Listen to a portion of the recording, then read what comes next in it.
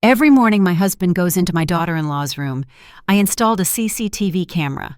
I thought the worst thing I would see on the CCTV was my husband cheating on me with my own son's wife. I was wrong. What was recorded on that camera? At 6 a.m., the silence in the large house felt suffocating for Eleanor. Her husband Richard had been up for an hour. Her son David had left for work at 5 a.m. The house should have been quiet, leaving just her and her daughter-in-law Chloe. However, one sound shattered the peace. The soft creak of her husband's bedroom door, followed by silent footsteps down the hall, and ending with the gentle click of Chloe's bedroom door. This was the 5th day. 5 consecutive days that her husband had entered his own daughter-in-law's room right after their son left to earn a living. Eleanor's heart ached. Their 25 years of marriage seemed to have evaporated. Chloe had only been living in this house for a month. The girl was beautiful, polite, and always smiling. David, their only son, was head over heels for her. Eleanor was initially happy. She thought she would gain a new daughter in her old age. But now Chloe's smile felt like poison. Richard's attention to Chloe also felt excessive. The first time it happened, Eleanor dismissed it as a coincidence. She woke up for a late-night glass of water and saw Richard coming out of Chloe's room at 3 a.m. Both of them looked startled. "Chloe wasn't feeling well, Mom. I was just checking on her. She was calling out," Richard said, his voice nervous. Chloe nodded from behind the door, her face pale. Eleanor believed him. But it happened again the next day. At 6 a.m., the excuse was waking Chloe up. It's a shame for her to be alone in this big house. The next day, Chloe asked for help getting her medicine from my drawer.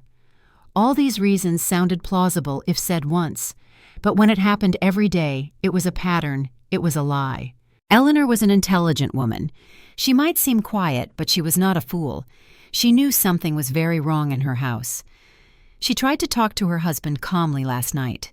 They were sitting together in the family room. David and Chloe had already gone to their room. "Honey," she began, "it's not appropriate for you to be going in and out of Chloe's room. She is David's wife, our daughter-in-law." Richard's face hardened immediately. "What are you talking about? I'm just being nice. She's new here. She needs guidance." "What kind of guidance needs to be given at 6 a.m. in a newlywed's bedroom?" Eleanor pressed her voice, starting to tremble. "Watch your thoughts, Eleanor." Richard snapped his voice low but sharp. "What kind of man do you think I am? I'm her father-in-law. It's natural for me to protect her." That snap was what stabbed Eleanor. Her husband had never snapped at her before. His defense of Chloe felt incredibly strange. "Protect her from whom?" she asked bitterly. "Protect her from me, his own wife." Richard fell silent, then stood up. "I'm tired. Don't start a ridiculous fight because of your dirty thoughts." He then went to bed, leaving Eleanor alone with 1,000 suspicions. That night, she couldn't sleep. She thought about David. The boy worked hard out of town, coming home once a week. But since getting married, David had requested a transfer to a branch in the city so he could come home every day, even if it meant leaving before sunrise and returning after sunset. David did all of that for Chloe. How heartbroken her son would be if he knew his own father was playing with fire with his wife. Eleanor cried in silence. She felt betrayed by the 2 people she was supposed to trust. She couldn't let this happen, but she also couldn't act rashly. If she accused them without proof, Richard would deny it. Chloe would cry and play the victim, and David, her son, might hate her for accusing his beloved wife. She would be seen as the jealous, evil mother-in-law. She wouldn't lose that way. She had to be smart. She needed proof, undeniable proof, something she could show right in front of David's eyes. This morning, after hearing Chloe's bedroom door close, Eleanor got out of bed. Her hands were cold, but her resolve was firm. She picked up her phone. She didn't open a messaging or social media app. She opened an online shopping app. Her slightly trembling finger typed in the search bar, "hidden spy camera." Hundreds of options appeared. Cameras shaped like pens, shirt buttons, keychains. Her eyes focused on 2 items. One camera hidden inside a small fake flower pot. Another a camera shaped like a perfect digital desk clock. She would place the flower pot on the console table in the hallway directly facing Chloe's door. And the digital clock, she would put it inside Chloe's room. She knew Chloe had a digital clock exactly like that on her nightstand. She would swap it. Eleanor pressed the Buy Now button. She chose same-day instant delivery. She paid for it with her personal money, not their joint account. This was a silent war, a war to save her son, a war to expose the rottenness within her own household. She would become a spy in her own home. She didn't care anymore. The heartache had turned into a cold fury.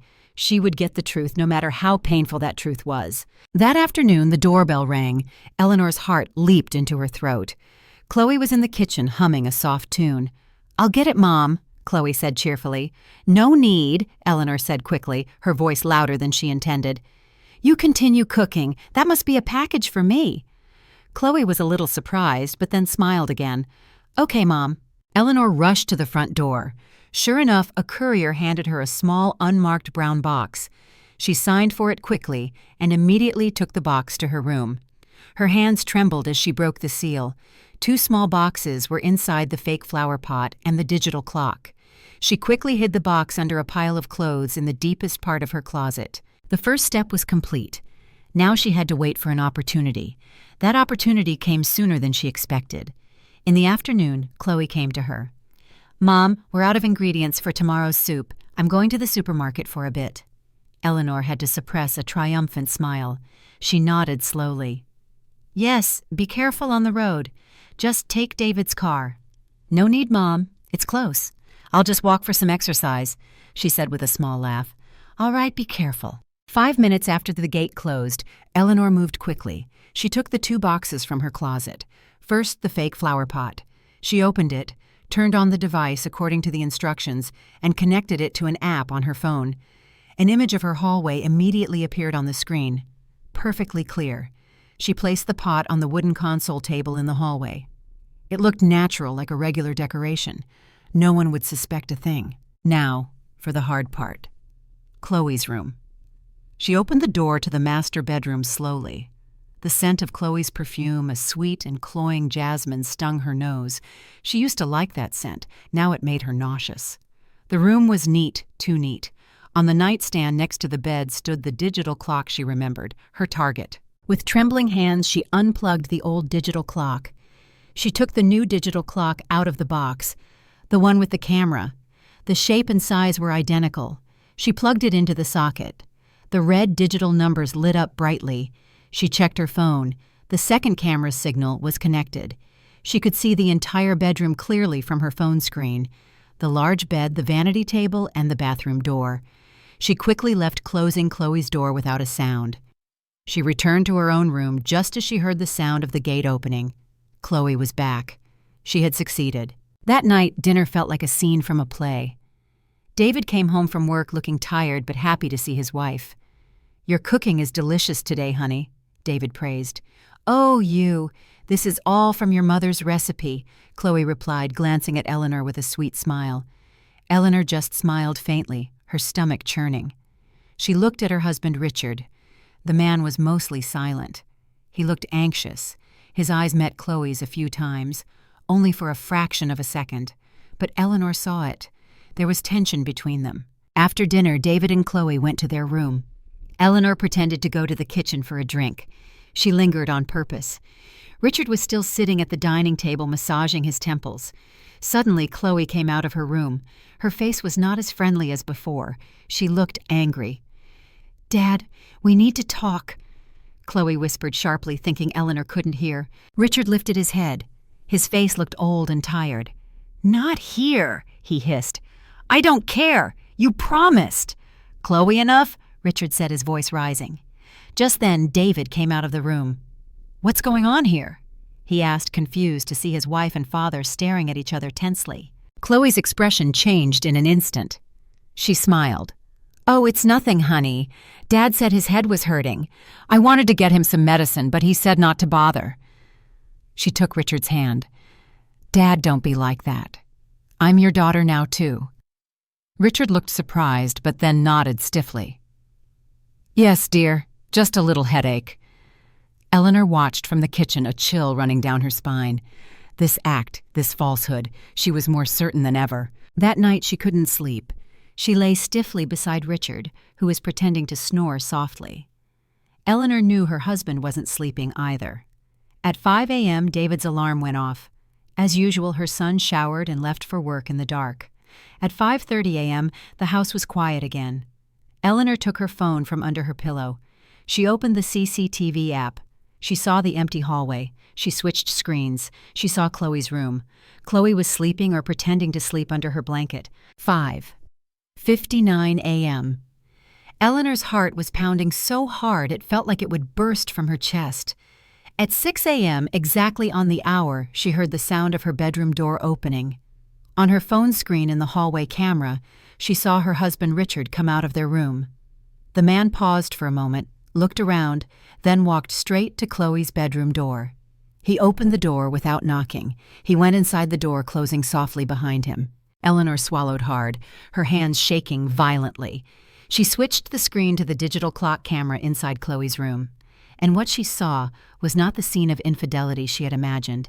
It was something far stranger and more terrifying. Eleanor held her breath. The phone in her hand felt like a piece of ice. She switched the screen from the hallway camera to the digital clock camera. The image on the screen flickered for a moment and then stabilized. Her heart felt like it had stopped beating. The scene before her was not at all what she had prepared for. She had imagined seeing hugs, kisses, or something intimate and disgusting. But what she saw was something cold and stiff like a business meeting. Chloe was not lying in bed.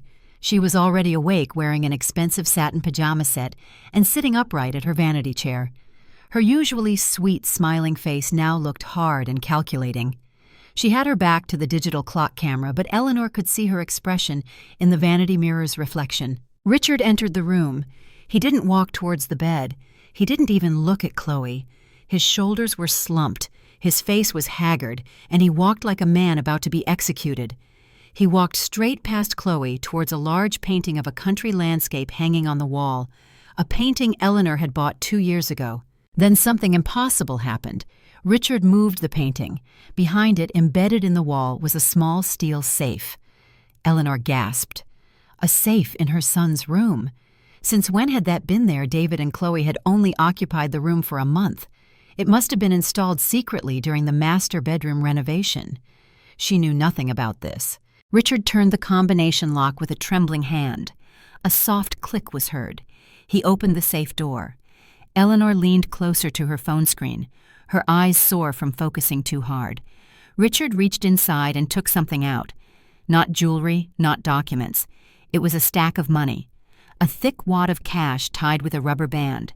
Richard turned and threw the stack of money onto the bed. He still didn't look at Chloe. "Here," he hissed, his voice hoarse. Chloe turned from the vanity. She wasn't smiling. She walked to the bed, picked up the stack of money, and in front of Richard, she began to count it. One by one, bill by bill. The scene was so transactional, so cold. Eleanor felt sick. This wasn't an affair, it was something else. After she finished counting, Chloe clicked her tongue. She looked at Richard with a contemptuous gaze. "This isn't enough," Chloe said. Her voice, usually soft and melodious in front of David, was now sharp and piercing. Eleanor had to turn up the volume on her phone to hear clearly. "What do you mean?" Richard asked, his voice desperate. "This is only $10,000. This month's bill is $15,000. You know that." That word. The word that made Eleanor's blood freeze in her veins. "Dad." Chloe called her husband Dad. Not Mr. Thompson, not Sir, but Dad. Just like David called him. But this tone, this wasn't the tone of a dutiful daughter-in-law. It was the tone of a debt collector. "Chloe, I don't have any more cash," Richard pleaded. "The company's finances are tight. David is starting to ask a lot of questions about why I'm withdrawing so much money from my personal account." Chloe laughed, a dry, humorless laugh. "I don't care about David. He's an idiot," she said harshly. "I care about him. You know what will happen if he doesn't get his payment on time? He'll talk, and if he talks—" Chloe walked closer to Richard. For the first time, Richard looked terrified of his own daughter-in-law. "Your secret," Chloe whispered, "will be safe with me. This ridiculous marriage will continue. I'll keep being the sweet daughter-in-law, but the money has to flow. Find the rest before the end of the week." Richard bowed his head. The man Eleanor had respected all these years, the man who was the head of the family, now looked like a defeated man. He nodded slowly. "Fine," he whispered. "Now get out. I'm sick of looking at your face." Richard, her husband, turned and walked out of the room without any resistance. The door closed. Chloe, alone in the room, looked back at the stack of money in her hand.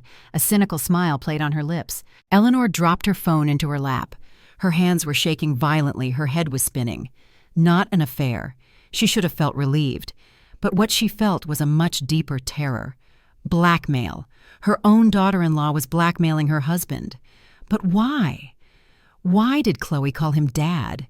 Why was her husband so obedient? What secret? What secret was so dark that Richard was willing to drain his accounts, willing to be berated by his own daughter-in-law in his own house? And who was him, the third person Chloe talked about? Eleanor's head was spinning. She had to know. She had to know what secret Chloe held. This was no longer about her marriage being destroyed by an affair. This was about a crime. This was about danger. David, her son, was sleeping in the same bed as a blackmailer. Her son was in great danger. She saved the recording, locked it with a password.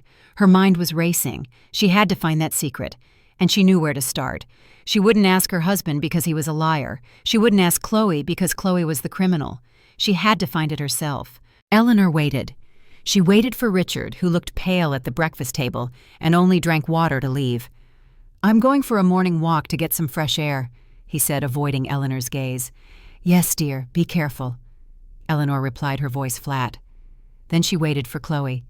Soon she heard the sound of water from her daughter-in-law's bathroom. Chloe was taking a shower. This was her chance. She didn't go to Chloe's room. She knew the answer wasn't there. The answer was with her husband. She hurried to the one room Richard always kept, locked his private study. Eleanor had a duplicate key hidden in her jewelry box for emergencies. She had never used it. Until today. Her heart pounded as she inserted the key. The door opened. The room smelled of tobacco and old paper. Neat. She didn't have much time. She didn't know what she was looking for. She was just relying on instinct. She opened the drawers of Richard's desk one by one. They only contained office files, bills, checkbooks. Nothing suspicious. She moved to the locked filing cabinet. She didn't have the key. She panicked. Then her eyes looked under the desk. In a dark corner, there was a hidden drawer that was rarely used. She pulled it. The drawer was heavy. It was filled with a stack of old photo albums. She pulled one out, their wedding album. She passed it. A photo album of David as a baby. She passed it. Then at the bottom of the drawer, there was a flat iron box, an old rusted cookie tin. The box wasn't locked. Her hands trembled as she opened it. It didn't contain money. It contained a stack of letters and some yellowed photographs. She took the top photo, and her world seemed to collapse for the second time that day. The photo was faded. The colors had turned to brown and yellow, but the image was still clear. A young man, much thinner, with long hair and a wide smile, stood in front of a very simple wooden house. That man was Richard. Eleanor could recognize him by his eyes. But Richard was not alone. His arm was around a woman's waist, a woman Eleanor had never seen in her life. The woman had a sad, thin face, but she was beautiful. She wasn't smiling at the camera. She was staring straight ahead, as if piercing through the lens, and in front of them, holding the woman's hand, stood a little girl. She was probably around 5 or 6 years old. She was wearing a dress that was slightly too big. Her hair was in 2 pigtails. The little girl's face was sullen, staring at the camera with a defiant look. Eleanor sat down on the study floor. Who were they? Her husband had always said he was an orphan who had made his way to the city and built his life from scratch. That was the story Richard always told David. The story that made David admire his father so much. It was all a lie. Eleanor looked at the photo again. She felt dizzy. Her husband had another family, a family he had hidden. She took the letters from under the photo. They were old letters. She opened one, a woman's handwriting. "Richie, when are you coming home? Chloe has a high fever. The grocery money is gone. Please send money, Richie. We haven't eaten." Another letter. "Richie, I heard you're successful in the city now. Congratulations. I'm not asking for much. Just please acknowledge your daughter. She always asks where her father is." The last letter. "Richard, you are cruel. You abandoned us. I hope you live happily on our suffering. But remember, your daughter will not forget." Eleanor trembled. The child's name was Chloe. It couldn't be. It was just a coincidence. The name Chloe was common. She looked back at the photo of the little girl, her sullen face, her defiant eyes, her strong jaw. There was something very familiar about her. With a trembling hand, Eleanor took out her phone. She opened the gallery. She didn't open the CCTV recording from earlier. She opened David's wedding photo album. A photo where Chloe was smiling happily, embraced by David. Then she went back to the CCTV app, to the recording from that morning. She paused the image right when Chloe was counting the money, her face cold and calculating. She zoomed in on Chloe's face. She put the phone on the floor. Next to it, she placed the old yellowed photo, the photo of her daughter-in-law, and the photo of the little girl. Those eyes, that jaw, the shape of that nose, they were all the same. Chloe, her daughter-in-law, was the little girl in the photo. Chloe was Richard's biological daughter. Eleanor's breath caught in her throat. Her head was ringing loudly. "Dad?" The call she had heard earlier was not a call of respect, it was a literal call. Eleanor's mind raced like a wild horse, putting together the pieces of a horrifying puzzle. Richard had a child from another woman in his past. He abandoned them. He came to the city, met Eleanor, got married, and built a new successful life, while his first child and her mother lived in misery. Then Chloe, the abandoned child, was now grown up. She had returned. She didn't come for an apology. She came for revenge. She didn't just come to blackmail her father. She did something far more cruel. She deliberately got close to David. She deliberately made David fall in love with her. She deliberately married David, married her own half-brother. "Oh my God," Eleanor whispered.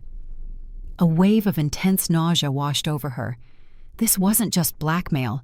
This was total destruction. Chloe had planted a time bomb in the heart of her family. She had defiled the one thing Eleanor loved most, her son David. David, her kind, naive son who loved so sincerely. He didn't know that the woman sleeping in the same bed with him was his own sister, his half-sister. This was the most perfect revenge.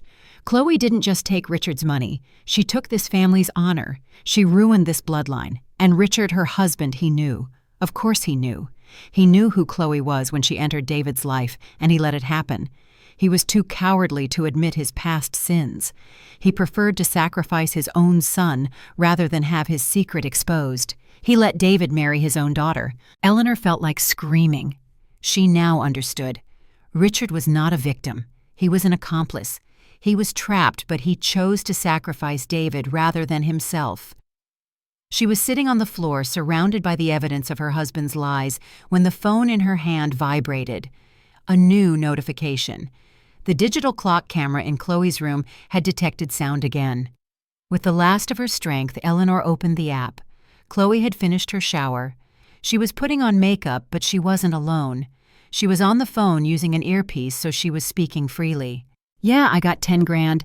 The rest next week," Chloe said into the phone. She sounded relaxed. There was a pause. She was listening to the person on the other end.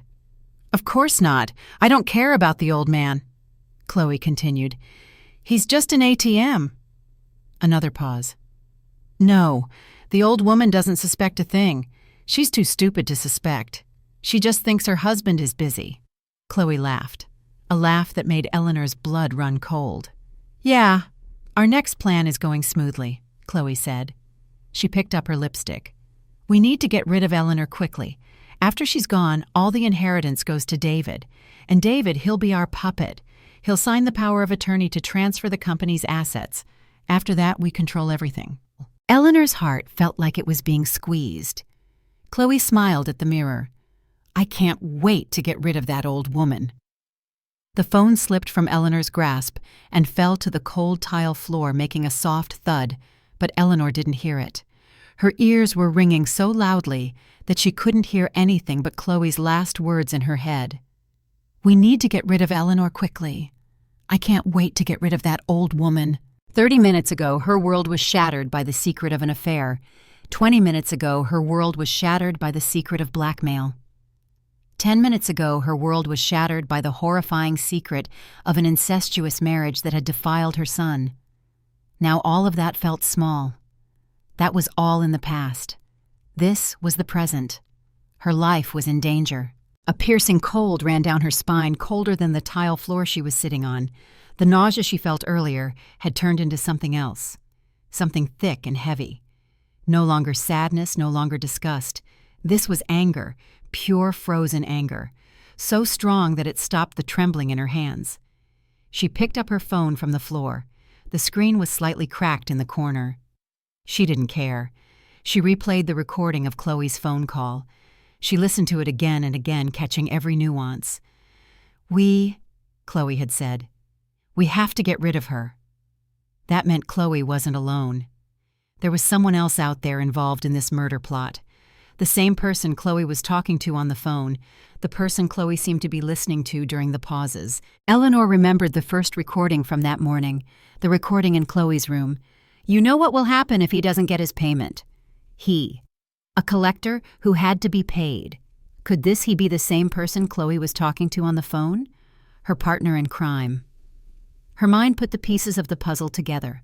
Chloe was the abandoned child full of revenge. She came back, she needed money, so she blackmailed her father Richard. But that wasn't enough. She also had a partner. He who also needed money. But where did this partner come from? Eleanor looked back at the iron box in her lap, the letters and photos. This was the root of it. She had to understand why. She took the letters again, ignoring the photo of the young Richard, who now looked like a demon to her. She read the letters one by one with sharp focus. Letters from Chloe's mother. Her name was Larasati. Her handwriting was beautiful, but in each letter the writing became more slanted and desperate. First letter: "Richie, Chloe can walk now. She calls every man who passes by Daddy. My heart hurts, Richie. When are you coming home?" Fifth letter: "Richie, your money transfer is late again. The landlord is angry. What am I supposed to do for work, Richie? Chloe is often sick." 10th letter: "Richard, I heard you remarried a rich woman, so this is it. You changed your name, you threw us away." Then the last letter, a letter written on a torn piece of paper. The ink was smudged in some places as if hit by tears. "Richard, you bastard. Your men came. They said if I don't leave this town, you'll report me to the police. Report what? Report me for demanding my child's rights. You sent me money, a humiliating $5,000 to shut me up forever. You said if I talked, you would make sure Chloe and I go to jail. You're evil, Richard. You're more evil than the devil." That was the last letter from Larasati. There were no more letters, but there was one small, folded newspaper clipping, a local news clipping. The date was about 20 years ago. The headline was small. "Woman found dead, suspected suicide." Eleanor read the article. A woman, Larasati, was found dead in her small rented room. She had ingested insecticide. She left behind an 8-year-old daughter named Chloe, who was found crying and hugging her mother's body by neighbors the next morning. Eleanor closed her eyes. She finally understood. This was not ordinary revenge. This was the revenge of a child who had watched her mother be destroyed, humiliated, threatened, and finally commit suicide because of the man who was her father. And that man was her husband, Richard. Chloe wasn't just vengeful for being abandoned. She was vengeful because her mother had died. Richard hadn't just abandoned them, he had threatened them. He had paid them to be silent. He had indirectly killed Chloe's mother. No wonder Chloe was so cold. No wonder she was so cruel. She had witnessed hell, and now she had come to bring that hell to this house. Eleanor took a deep breath. She now knew everything. Her husband's lies, her daughter-in-law's revenge, and her own life at stake. What should she do? She couldn't go to David. Her son was blind. David was drunk on love. If Eleanor showed him this proof, David would be in a terrible dilemma. He might blame his mother for spying. He might defend Chloe, who would play the victim cry and twist the facts. David would be devastated. She couldn't destroy her son. She couldn't go to the police. Not yet. What was her proof? An illegal CCTV recording, an old photo and letters. The police would consider this a family drama. They would call Richard and Chloe. Chloe would know she was being watched. She and her partner would run away, or worse, they would speed up the murder plan. She also couldn't confront Richard. The man was a wall of cowardice. He would lie. He would deny. He would beg. He would do anything to save his reputation, even if it meant sacrificing his wife. The proof was that he had already sacrificed his own son in this forbidden marriage. Richard was no longer her husband. He was the enemy. She was alone. Eleanor looked at her cracked phone. She was alone in this house surrounded by two devils. One devil she had married, and one devil her son had married. Fine. If this was the game they wanted to play, she would play. She was not Larasati. She was not weak. She would not drink insecticide and die in a rented room. This was her house. This was her son. She would defend them. She put the iron box back. She slid the hidden drawer back into place. She tidied Richard's study exactly as it was. Not a single thing could be out of place. She locked the study door. She went back to her room. She deleted her online shopping history on her phone. She hid the duplicate study key in a new place. Then she sat on her bed, waiting. She had to pretend she knew nothing. She had to be the same Eleanor as yesterday, the friendly mother-in-law, the obedient wife. But inside, she was no longer a lamb. She was a wolf sharpening her fangs. She had to gather more evidence. Evidence of the murder plot. Evidence that could send Chloe and her partner to prison for a very long time. She had to know how Chloe planned to kill her.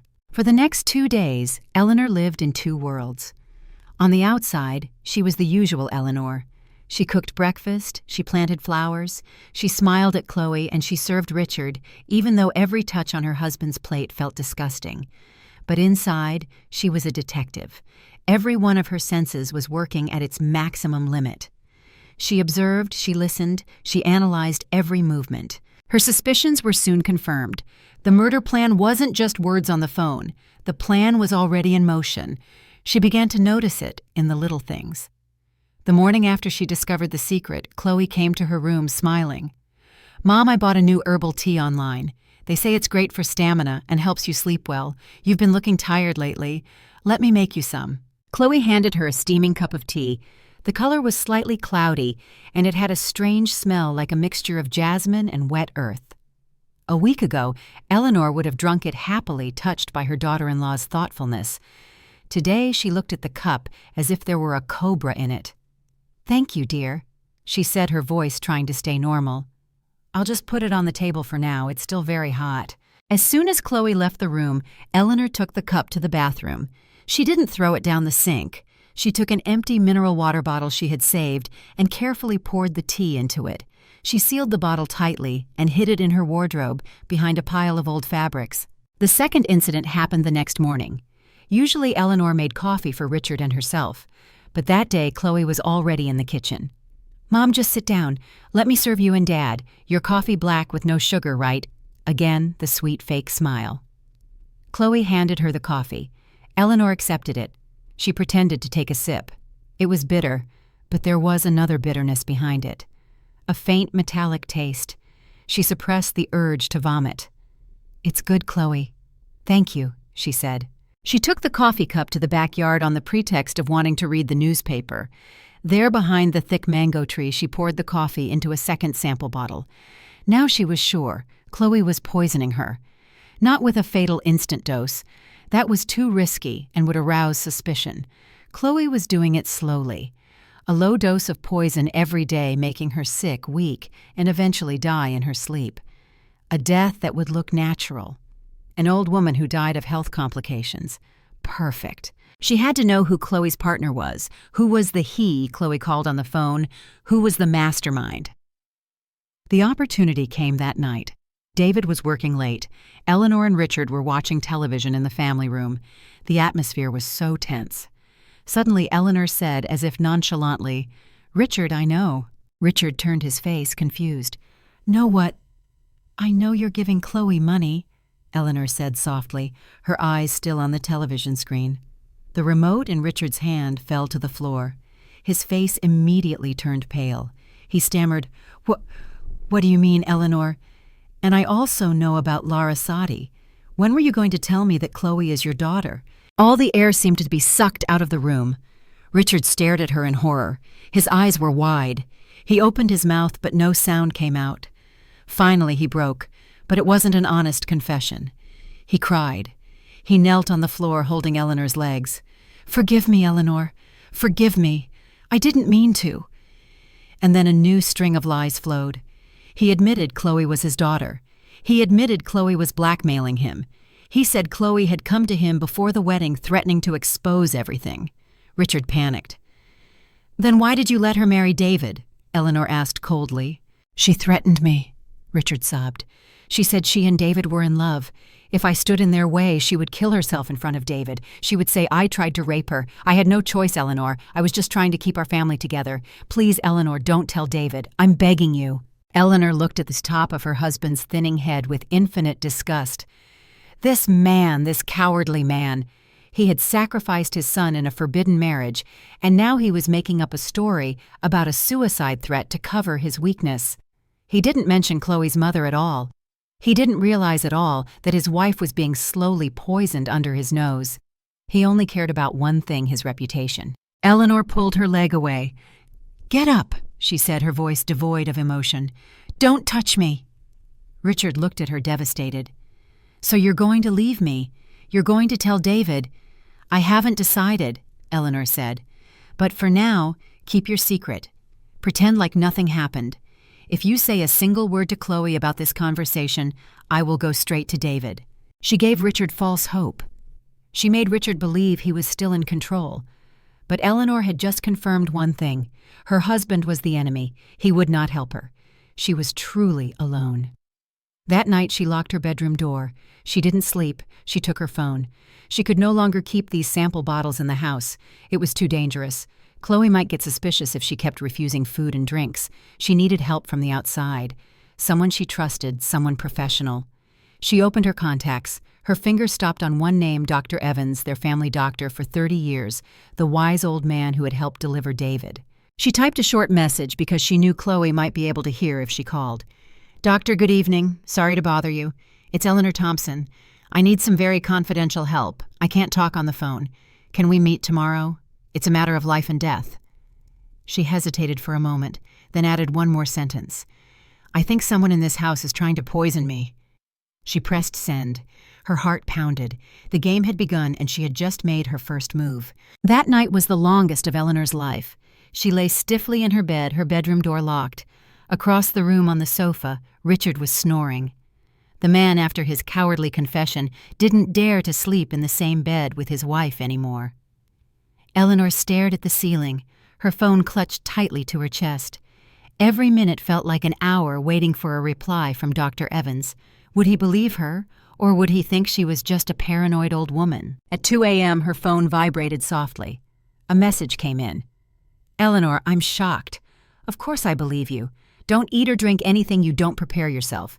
Come to my private clinic tomorrow at 3 p.m. Don't use the front door. Use the side door in the alley. I'll be waiting alone. Bring the samples. Don't tell anyone." A breath of relief she had been holding escaped slowly. At least she had one ally, one person in the outside world who knew she was in danger. The next day was a tense performance. Eleanor had to act normal. She woke up, unlocked her door, and walked to the kitchen as if nothing had happened. Chloe was already there, smiling brightly. "Morning, Mom. Sleep well. I made some special oatmeal today." "Morning, dear. Wow, you're up early," Eleanor said, her voice forcedly cheerful. Her heart pounded at the sight of the pot of oatmeal on the stove. Richard entered the kitchen.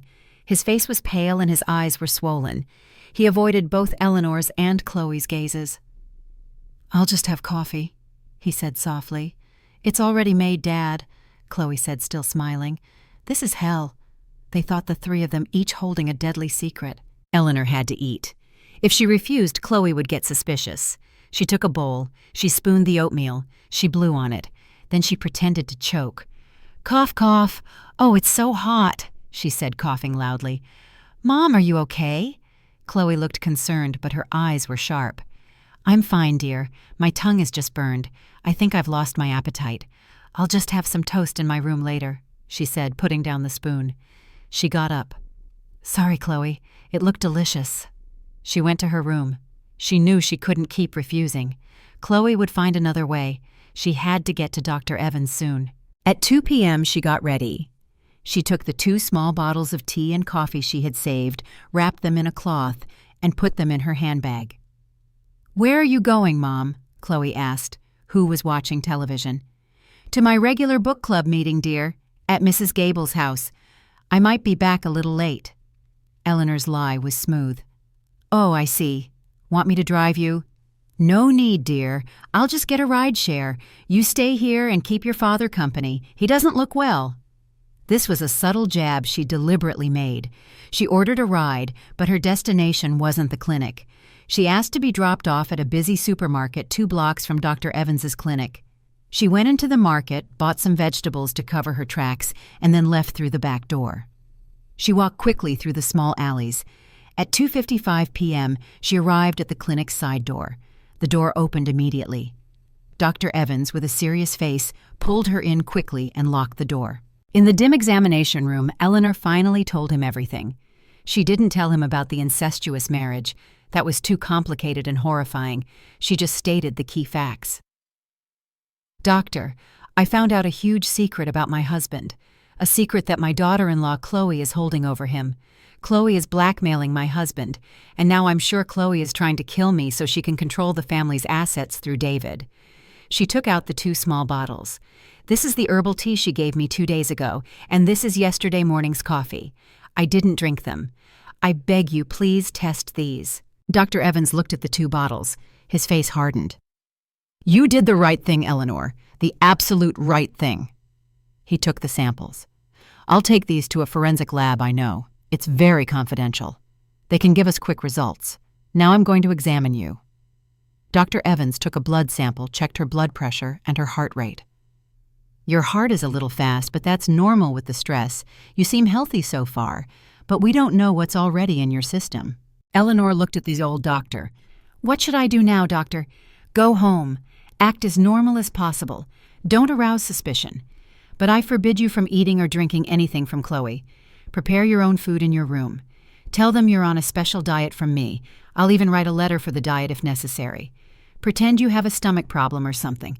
And don't touch your husband. He can't protect you. You have to protect yourself. Eleanor nodded. She felt a little stronger. She wasn't alone anymore. She went home around dusk carrying a grocery bag full of vegetables. Chloe and Richard were having dinner. The book club meeting was long, Mom, Chloe said. Yes, there was an extra discussion. I'll just eat in my room. I stopped to get some takeout on the way. I was suddenly craving it. She said another lie.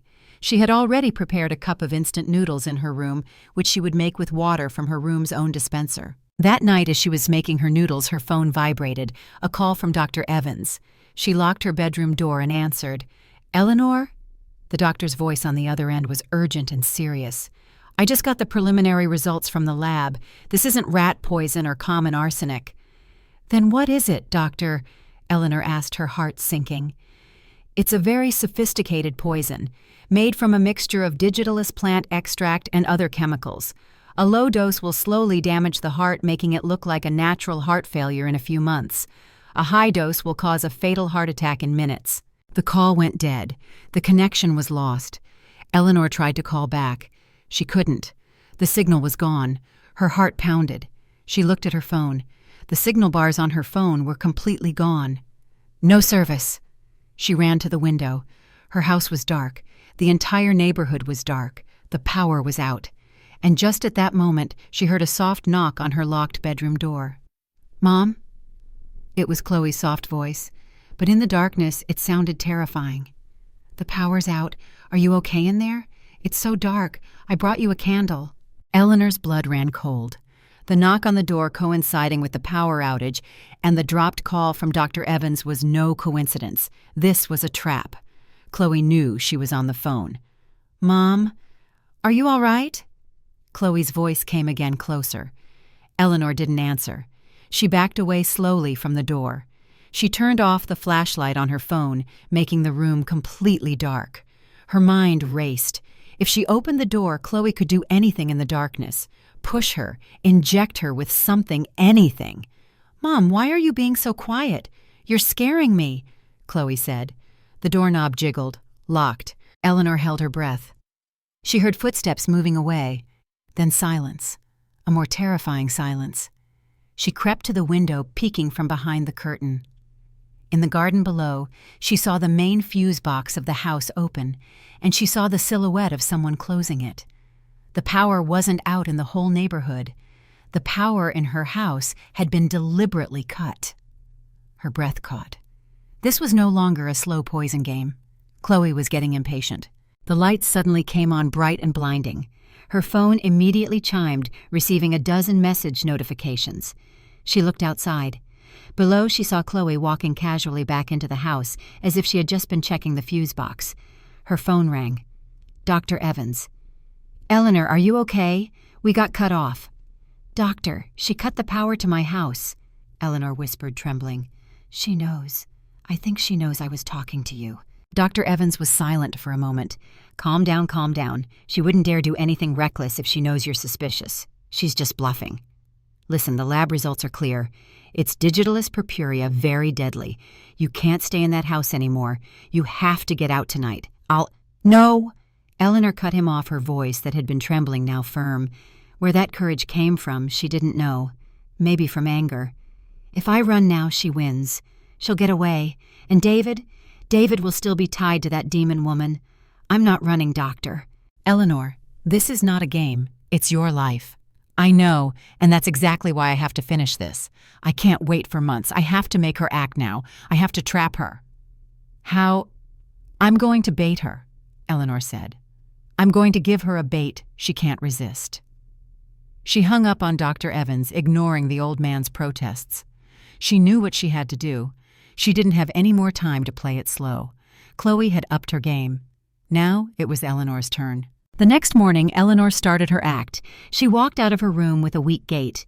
She deliberately wore no makeup, letting the dark circles under her eyes show. She clutched her chest. "Mom, what's wrong?" Chloe asked, pretending to be concerned. "I don't know, dear. My chest has been so tight all night. It feels heavy," Eleanor complained, her voice weak. Richard, sitting at the dining table, looked at her in horror. He knew his wife wasn't lying about the pain. Chloe, on the other hand, hid a faint smile. "It must be because of the power outage last night. You got scared and tense. Here, let me make you that herbal tea from yesterday. It'll help you relax."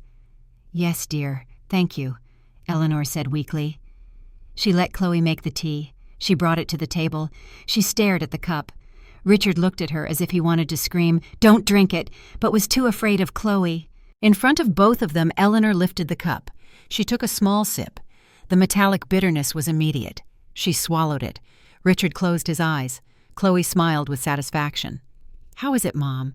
"It's good, dear." Of course, Eleanor didn't swallow it. She had only swirled it a little in her mouth, then pretended to cough and took a tissue to spit it out. But Chloe didn't see that. What Chloe saw was that her prey had started to take the bait. Throughout the day, Eleanor pretended to be sick. She stayed in her room. She complained of dizziness. She called for Richard. "Richard," she said when her husband entered the room. She deliberately left the door slightly ajar, knowing that Chloe was probably eavesdropping outside. "What is it, dear?" Richard asked anxiously. "I don't think I have much longer," she said, her voice made hoarse. "Don't talk like that." "I'm serious, Richard. My heart hurts so much. I'm afraid I won't wake up tomorrow morning." She coughed softly. "I want you to call the lawyer tomorrow." Richard's face paled. "A lawyer? For what?" "I want to change my will," Eleanor said. "I don't want David to suffer if I'm not here. My assets. I want to give them all to charity, to an orphanage, so they can be a blessing. I don't want that money to be fought over." Outside the room, Eleanor heard the sound of a glass shattering. Richard jumped. "Chloe!" He ran out. Chloe was standing in the hallway. Shards of glass were at her feet. Her face was pale, but not from fear. Her face was pale with rage. "Sorry, I didn't mean to," she said, her voice trembling. "It's okay. I'll clean it up." Eleanor smiled faintly from her bed. The bait had been taken. Chloe was panicking. Her slow poison plan wouldn't work if all the inheritance was gone. She couldn't wait for months anymore. She had to act tonight or tomorrow morning. Eleanor immediately opened the CCTV app on her phone. She left it on connected to the camera in Chloe's room. She didn't have to wait long. That night, after David came home and went to sleep, the digital clock camera caught movement. Chloe wasn't sleeping. She was pacing in her room like a caged tiger. She was on the phone with someone. "Our plan has failed. The old woman wants to give all her assets to a charity," Chloe hissed into the phone. "She's calling a lawyer tomorrow. We don't have time." There was a pause. "No, the poison is too slow. We have to finish her tonight." Then Eleanor saw something even more horrifying. Chloe wasn't on the phone. She was talking to Richard. Her husband was standing in Chloe's room. His face was covered in a cold sweat. "I don't want to, Chloe. This is murder," Richard whispered. "Shut up," Chloe snapped, no longer pretending. "This is all your fault. If you hadn't been a coward, my mother wouldn't have died. If you had given me everything I asked for, I wouldn't have to do this. But David... To hell with David. He's as stupid as his mother." Chloe opened her nightstand drawer. She took out a small packet of white powder, a much larger packet than the one she usually used. "Tomorrow," Chloe said, her voice cold and deadly. She thrust the packet into Richard's hand. "You will put this in her morning coffee. This full dose will look like a sudden heart attack. No one will suspect a thing." Richard trembled violently. He shook his head. "No, I can't." Chloe's eyes narrowed. "Oh, you can't, fine." She took out her phone. "How about I send this to David right now? A recording of my voice discussing all our plans with you, including who he really is. Or how about I tell David that the woman he sleeps with every night is his own half-sister?" Richard froze. That threat, the ultimate threat. "You will lose David forever," Chloe hissed. "He will hate you, lose your reputation, or lose your wife. Choose now." Richard's trembling hand slowly reached out. He looked at the white packet as if it were a snake. But he took it. He clutched it tightly. He had lost. Chloe smiled. The smile of a victorious demon. In her room, Eleanor watched her husband accept her death sentence. She turned off her phone screen. She had what she needed. She knew what would happen tomorrow morning, and she would be ready. Her trap was set. That morning, the air in the dining room felt heavy and suffocating, as if there was no oxygen left. The sunlight that usually streamed warmly through the window now felt cold and accusatory. David, the only one who knew nothing, sat at the dining table trying to look cheerful to hide his exhaustion. Across from him, 3 people were playing out the final act of a deadly play. Eleanor sat with her back resting weakly against the chair. Her face was pale. She coughed softly from time to time, clutching her chest. Every movement was filled with deliberate weakness. Richard sat at the end of the table as stiff as a corpse. His face was gray, and his hands were clenched so tightly under the table that his knuckles were white. He didn't dare to look at anyone. Chloe, on the other hand, seemed busy bustling around. She was smiling, but her smile was stiff and her eyes darted around, watching everyone. She was a snake ready to strike. "You look so pale this morning, Mom," Chloe said, her voice made as sweet as possible. "Wait here, Mom. Let me make you a special coffee." "No need, dear. I'll just have some water," Eleanor whispered. "Oh, no, you won't," Chloe insisted. "You need something warm to feel better." She turned to her petrified husband. "Dad," she said, her voice like a command wrapped in velvet, "please make Mom some coffee. My hands are dirty from the laundry. Poor Mom looks so pale." There it was, the execution. Chloe didn't want to get her hands dirty. She was sending her henchmen. Richard flinched. His eyes widened in horror at Chloe. Chloe returned his gaze with a sharp look that promised destruction if he refused. "Dad." David turned, feeling something was strange. "Are you okay?" "Ah, yes, son, of course." Richard stood up. His steps were heavy as he walked to the kitchen. Eleanor watched him. David watched him, too. Richard took a cup with a hand that trembled violently. He opened a cabinet, took out the coffee jar. His movements were jerky. "Dad, why are you shaking so much? Are you sick?" David asked again, starting to get genuinely worried. "No, I'm fine, son." Richard's voice was hoarse. "I just didn't get enough sleep. Worried about your mother." Chloe watched from the kitchen doorway. "The usual amount of sugar, right?" she asked, reminding Richard of his task. Richard reached into his pocket. He took out the small, crumpled paper packet, the white packet from last night. With his back to David, but clearly visible to Chloe, he poured the white powder into the cup. The powder dissolved, instantly mixing with the black coffee. He poured hot water. The sharp aroma of coffee mixed with something faint, an indescribable smell. He brought the cup back to the dining table. His hands were shaking so much that the coffee in the cup nearly spilled. He placed the cup in front of Eleanor. "Here you go, dear," he whispered, not daring to meet his wife's eyes. Eleanor's eyes met Richard's. In them, she didn't see hatred. She only saw a broken man full of guilt, fear, and a silent plea for forgiveness. Chloe smiled with satisfaction. She sat down next to David. "Drink up, Mom, while it's warm. You'll feel better right away," Chloe said, her voice full of restrained triumph. The whole room was silent. This was the moment. David looked at his mother, waiting for her to drink. Richard stared at the floor. Chloe stared at the cup. Eleanor stared at the black cup in front of her. Then she slowly lifted her head. She looked at Richard. She looked at Chloe. And finally, she looked at her son, David. "David, honey." Eleanor said, her voice weak but very clear. "Yes, Mom." David turned his face full of concern for his mother's condition. "What do you think is in this coffee?" The question was so strange. David frowned. "What do you mean, Mom?" "It's coffee made by Dad, just regular coffee." "No, honey, this isn't regular coffee." The atmosphere changed instantly. Chloe became tense. "What are you talking about, Mom? Don't be delirious. You're probably just tired." "I'm not delirious, Chloe," Eleanor said, her voice a little stronger. "I know exactly what you and your father just put in it." The silence was shattered. Richard sobbed softly and collapsed in his chair, his face in his hands.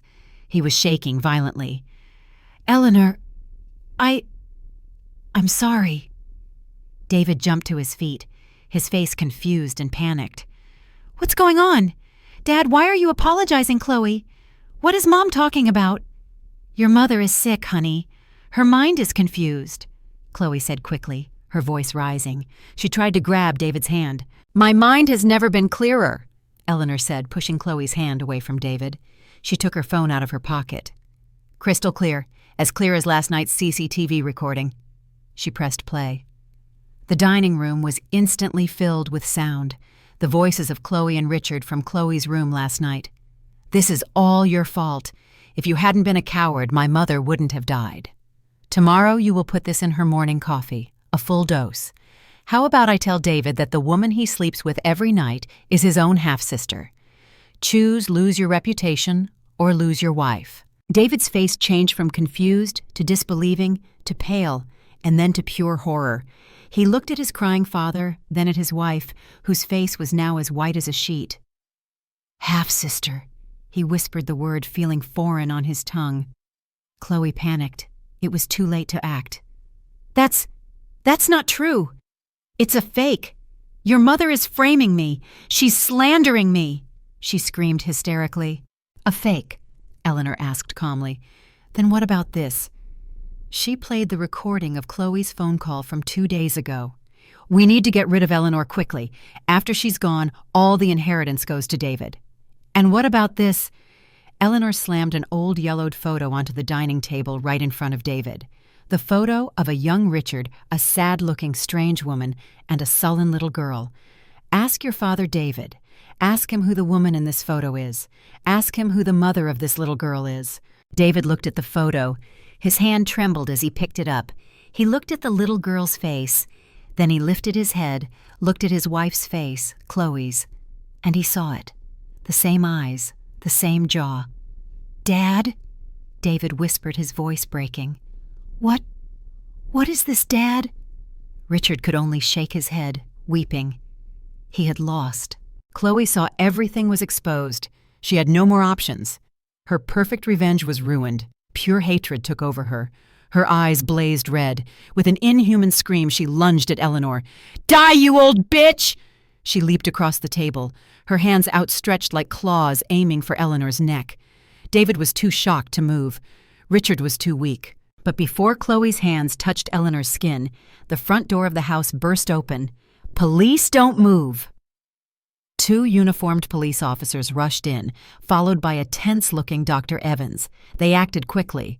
One officer tackled Chloe, slamming her to the floor and cuffing her hands behind her back. "Let me go! Let me go! You don't know anything!" Chloe screamed and thrashed on the floor. Dr. Evans immediately went to Eleanor. "Are you okay?" He then pointed to the coffee cup on the table. Secure that cup as evidence," he said to the second officer. David sat limply in his chair. His world had shattered into a million pieces in 5 minutes. "Mom, I don't understand." "Mom." Eleanor ignored the screaming Chloe. She ignored the shocked David. She walked slowly to her husband. Richard was still crying, his body shaking violently. Eleanor looked at the man who had deceived her for 25 years, the man who had let his own son marry his daughter, the man who this morning had agreed to kill her. She looked at the officer holding Chloe. "Arrest him too," she said, her voice cold and merciless, pointing straight at Richard. "He's her accomplice." The ensuing chaos was a pathetic sight. Chloe didn't stop screaming. She cursed Eleanor, cursed Richard for being weak, and cursed David for being stupid. She was dragged out of the house, leaving a deafening silence. Richard didn't resist. He just stared blankly as the second officer cuffed his hands. He looked like a dead man. As he was led past David, he stopped. "David, son, I'm sorry." David didn't lift his head. He just sat frozen, staring at the old photo in his hand. Richard sobbed as he was taken away. The house was finally quiet. Only Eleanor, a broken David, and Dr. Evans remained. The doctor patted Eleanor's shoulder. "It's over, Eleanor. You're safe now." Eleanor nodded, but her eyes were on her son. This was the part that wasn't over, the most painful part. "Mom!" David finally spoke, his voice hoarse like sandpaper. What she said?" "Half-sister, Mom, please tell me it's a lie." Eleanor sat across from her son. Her heart broke seeing him. In a low voice, with tears finally streaming down her face, she told him everything. She took out the iron box from his father's study. She showed him the letters from Larasati. She told him about Richard abandoning them, threatening them, and causing Chloe's mother to commit suicide. "She came back for revenge, son," Eleanor said, her voice trembling. "She wanted to destroy your father, and the best way to do that was to destroy you." David listened to it all in silence. His face was expressionless. He read his mother-in-law's letters. He read the newspaper clipping about the suicide. He looked at the photo again. Then he stood up. He walked calmly to the bathroom, and there, Eleanor heard the sound of her son vomiting violently. She heard the sound of hysterical crying, the cry of a grown man whose entire life foundation had just been forcibly ripped out. The reality was too horrifying. The woman he had loved with all his heart, the woman he had slept with, the woman he had dreamed of building a family with, was his half-sister. His father, his hero, was a liar and a coward who had allowed the forbidden marriage to happen. And his mother, the only sincere person, had almost died because of it all. It took a very long time for them to recover. The legal process was swift. The evidence was undeniable. The CCTV recordings, Dr. Evans's testimony, the digitalis poison sample from the lab, and the poisoned coffee on the table. In court, Chloe no longer acted. She admitted everything with pride. She told her mother's story. She said she had no regrets. She only regretted that she had failed. Karma came quickly and fittingly. Chloe was sentenced to life in prison, not just for attempted murder, but also for blackmail, marriage fraud, and identity theft. Her partner, who turned out to be Chloe's uncle on her mother's side, the man who held the same grudge and had supplied the poison, was also caught and sentenced to 20 years in prison. Richard was tried separately. He admitted everything. He cried in front of the judge, telling of his life's regrets. He was sentenced to 12 years in prison as an accomplice to attempted murder. He lost everything in an instant: his company, his house, his wife, and most importantly, his son. David refused to see him in prison. Eleanor and David moved out of that house. The house was sold along with all the nightmarish memories within it. David suffered from severe depression for months. He locked himself away. He had to undergo intensive therapy to accept the horrifying reality. Eleanor was patiently by his side, caring for him, cooking for him, and accompanying him in silence. Just like when David was a little boy. She never blamed David. She just loved him. Legally, David had his marriage annulled. The marriage was considered invalid from the start. A year passed. Life had to go on. Slowly, David began to pick himself up. He took over the remnants of his father's nearly bankrupt company. With his mother's guidance, he rebuilt it from scratch with honesty. They moved to a smaller, simpler house on the outskirts of the city, a house with a beautiful garden. That afternoon, Eleanor and David were sitting on the back porch of their new home. They were drinking warm lemon tea, a tea they had made together in the kitchen. There was no more fear of poison, no more secrets. David, who now looked more mature and wiser, looked at his mother, who was watering the plants. "Thank you, Mom," David said suddenly. Eleanor turned and smiled. "For what?" "For fighting," David said. "For not giving up. For saving me. Even though I was so stupid." Eleanor put down her watering can. She walked over to David and held her son's hand. "You weren't stupid, honey. You were just sincere. Never lose that sincerity." She looked into her son's eyes. "And I will always fight for you. Always." David nodded, his eyes welling up. He squeezed his mother's hand back. They sat there in a peaceful silence. The afternoon air was cool. The storm had passed. The wound was still there, and it would always be there. But the wound was no longer bleeding. Justice had been served. The antagonists had received their just deserts. And in the ruins, Eleanor and David had found a way to build a new life together in peace.